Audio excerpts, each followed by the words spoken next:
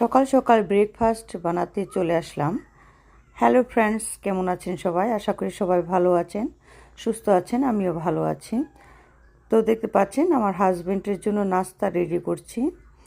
তো ডিমের মধ্যে পেঁয়াজ কুচি, কাঁচামরিচ কুচি দিয়ে দিলাম।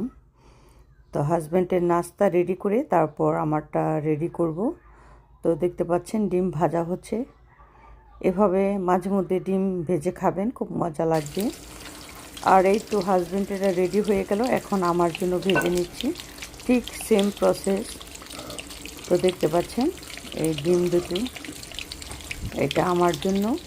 এখন পেঁয়াজ কাঁচামরিচ অ্যাড করে দিব।